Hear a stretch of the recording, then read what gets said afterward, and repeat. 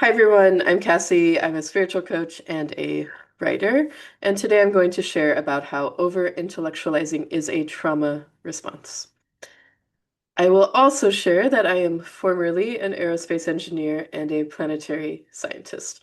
You'll understand later in this video why this is important. But I'm going to start out by sharing a little bit of my story.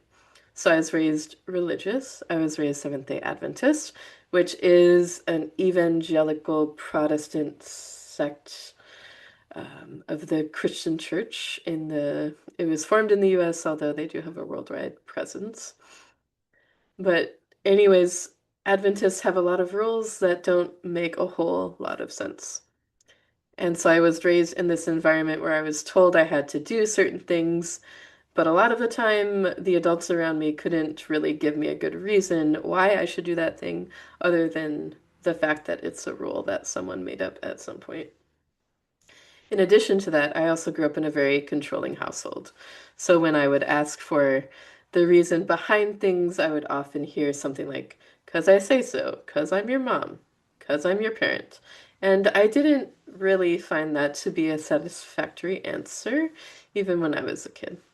It didn't make a whole lot of sense to me, and I didn't want to do a lot of the things I was told to do. So I was in a home and an environment where there was a lot of unpredictable and irrational behavior from the adults around me. And as a child, I interpreted this as a lack of rationality equals danger. And at the same time that all of these other things were happening in my life, I learned that I was kind of a gifted kid, that when I applied myself, I could perform very well academically. I also learned that when I performed well academically, I could achieve some level of safety. Or at the very least, I was in a little bit less danger and I had a little bit more control of my environment. So I learned and internalized these things when I was very young. And of course, me being the person that I am, I took this to very much an extreme. So I was someone who was raised as a girl in a weird kind of culty religion where girls and women don't have very many opportunities. And being raised that way and becoming a rocket scientist was a really big journey for me. It was an important and powerful journey. I don't regret anything about it. At the same time, it was sort of built on this at least somewhat rocky foundation. So even though I believe that this was the best choice for me to make at the time, it wasn't based on fully sound and grounded principles. But as a high schooler and as a young adult, I kind of learned that being an intellectual and doing well in that part of my life meant that I could be financially independent. I could get freedom from my family and from the religion that I was raised in. And a lot of the time, it meant that I could feel a sense of respect from the world at large. And so I became an aerospace engineer. I worked in the corporate world for a while. And in 2018, I was 28, and I decided to go back to grad school to get my PhD in space and planetary science. And the first year of my PhD program, my life fell apart. The way that I was living, it no longer worked for me. I felt like no matter what I did, I wasn't enjoying my life. And at some point, I realized, something really has to change. And I eventually decided to start going to therapy. I dug into my past. I started to feel my feelings. I started to deal with emotions. And I don't want to bypass how difficult that was for me and how difficult that is for many people, especially if you come from a past that is rooted in trauma. So that experience of feeling my feelings, it was like 30 years of feelings all at once. At times it was overwhelming, sometimes it was even excruciating, but it's something that I did and it was very necessary at the time. And so I started to not just feel my emotions, but really feel my body, feel the stress and tension that I had been carrying there for so long. I felt my nervous system protecting me or attempting to protect me. Before I went on that journey, I thought that I thought that I could think my way out of feeling. I thought on some level I was just a brain or a mind walking about in this meat suit. And I kind of related to my body like it was something that I need to feed and water and take on walks. And then when I started to feel all of these things, it's not a singular thing that happened. I still do this on a daily basis. It's still part of my practice, very much so. It's a lot easier now than it was then, but I still have times where this is challenging for me, certainly. And I found um, that after I had been on this journey for a while, that I started to value wisdom over knowledge. I started to value lived experience over credentials. And I started living more from my heart instead of just thinking about life in my mind. And this is such a profound journey. So many of us are going through this or have gone through this. And some of you might be feeling that call a little bit, but you don't know where to begin.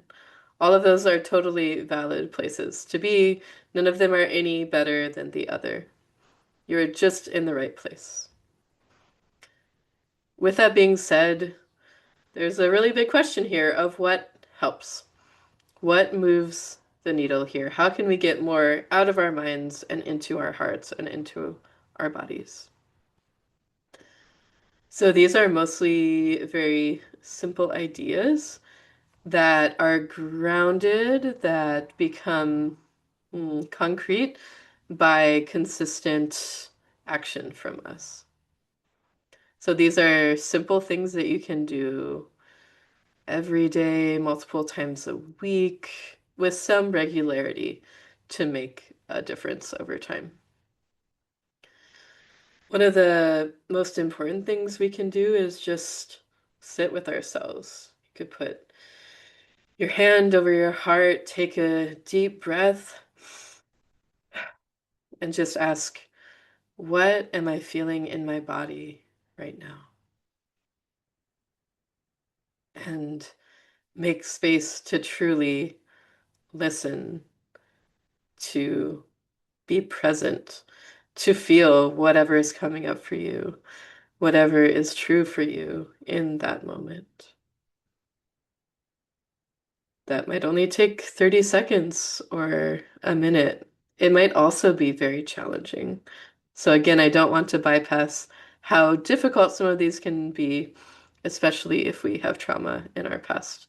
At the same time, it's something we can do that's very simple and free and accessible.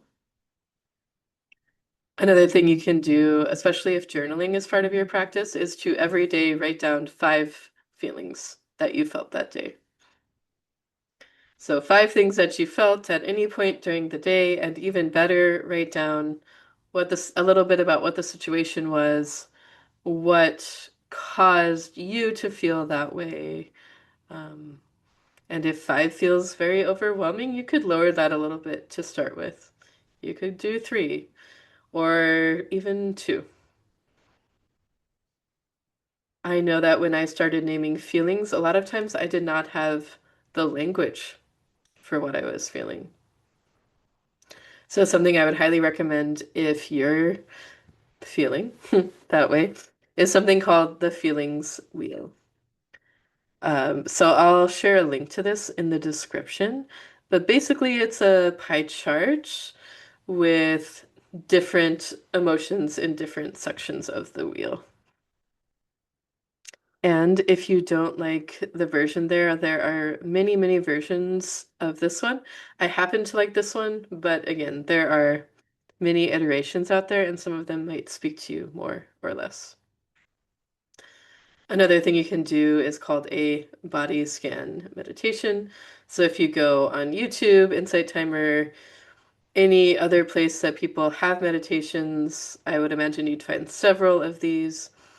And basically, the facilitator walks you through connecting with different parts of your body and how they're feeling and what's going on in different parts of your body.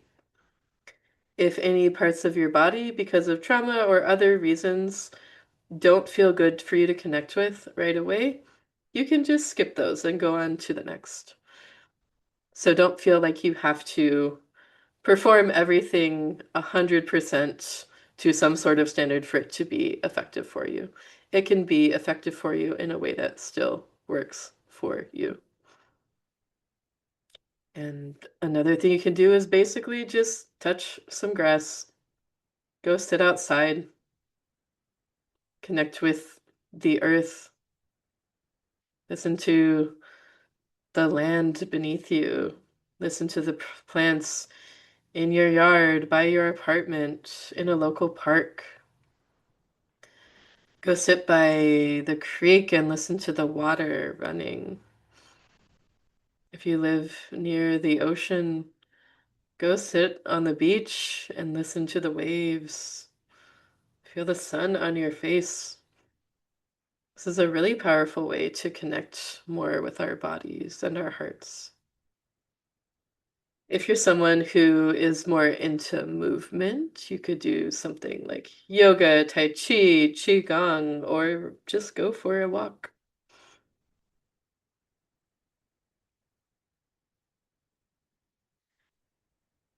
And as we go about our days, we can notice when those times are that we have a strong reaction. And when we feel that, to just give ourselves permission to take a little bit of a pause, to not eliminate that strong reaction, but to acknowledge it, to make space for it, to say, thank you for trying to protect me right now.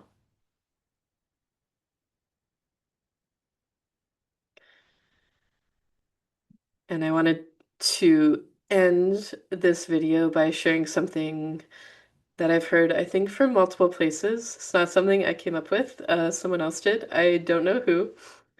But I remember hearing multiple times in the past few years that mind control is much easier than heart control.